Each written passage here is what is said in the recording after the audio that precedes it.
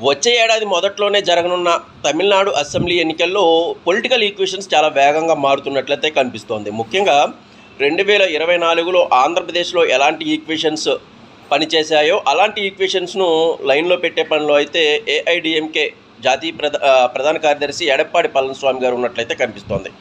ఆంధ్రప్రదేశ్ను మోడల్గా తీసుకొని ఎట్టి పరిస్థితుల్లో ప్రభుత్వ వ్యతిరేక ఓటు చేయకూడదు, విపక్షాలన్నీ ఒకే గొడుగు కిందికి రావాలి అన్న కోణంలో ఆయన కీలకమైన చర్చలు చేస్తున్నట్లయితే తెలుస్తోంది.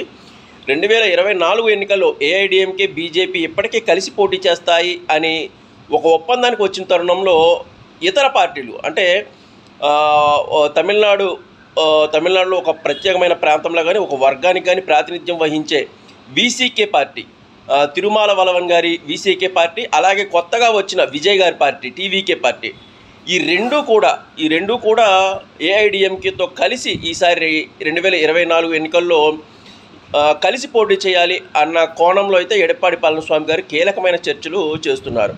ముఖ్యంగా దళిత వర్గంలో చాలా కీ రోల్ పోషిస్తున్న వీసీకే పార్టీకి ఈసారి మంచి అసెంబ్లీ స్థానాలు కేటాయించడం ద్వారా ఆ వర్గాన్ని తమ వైపు తిప్పుకోవాలి అని అయితే ఏఐడిఎంకే భావిస్తోంది. దీంతోపాటు కొత్తగా పార్టీ పెట్టిన సినీ హీరో విజయ్ గారి పార్టీని కూడా తమ కూటమిలో జత చేసుకోవాలి. దీని ద్వారా యువ ఓటర్లను ఖచ్చితంగా తమ వైపు తిప్పుకోవచ్చని అయితే భావిస్తున్నారు. ఎక్కడ కూడా చిన్న లోపం కూడా జరగకుండా మొత్తం అన్ని విపక్షాలు కలిపి ఖచ్చితంగా అధికార పక్షానికి ధీటుగా చాలా బలంగా ఈసారి పోటీ ఇవ్వాలి అని అయితే ఎడప్పాడి పళనిస్వామి గారు ఒక వ్యూహం అయితే రచిస్తున్నట్టయితే తెలుస్తోంది.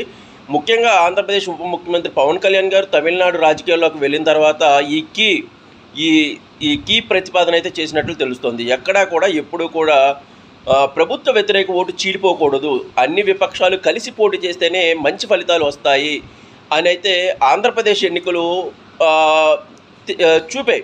సో ఈ మోడల్ని తీసుకోండి, ఈ మోడల్ని తీసుకుంటే ఖచ్చితంగా తమిళనాట కూడా ఒక మంచి ఫలితాలు సాధించే అవకాశం ఉంటుంది అనే కోణంలో ఇప్పుడు ఏఐడిఎంకే బీజేపీతో పాటు మిగిలిన రెండు పార్టీలను కూడా కలుపుకొని వెళ్ళాలి. దీని ద్వారా స్టార్డమ్తో పాటు పూర్తి స్థాయిలో మనం ఒక పూర్తి స్థాయి ఎలక్షన్ చేయొచ్చు. ఎలక్షన్ అంటే ఒక వన్ సైడ్ ఎలక్షన్ చేసేయచ్చు. దీనివల్ల అయితే ఖచ్చితంగా ఏఐడిఎంకే కూటమి ఖచ్చితంగా అధికారంలోకి వస్తుందని బలంగా నమ్ముతున్నారు. అయితే దీనికి సంబంధించి చర్చలు సాగుతున్నాయి. ఇవి ఎంత మేరకు ముందుకు వెళ్తాయి ఏంటి, దీనిలో ఉన్న డిమాండ్లు ఎలా ఉంటాయి ఏంటి అనేది అయితే వచ్చే కాలంలో మనకు తెలుస్తుంది. సో తమిళనాడు రాజకీయాలకు ఆంధ్ర రాజకీయాలు ఒక రోల్ మోడల్ అయితే కానున్నాయని అయితే ఖచ్చితంగా చెప్పొచ్చు. ఎప్పటికప్పుడు అప్డేట్స్ గురించి ఛానల్ను సబ్స్క్రైబ్ చేయండి, వీడియోలను లైక్ చేసి ప్రోత్సహించండి. Thank you.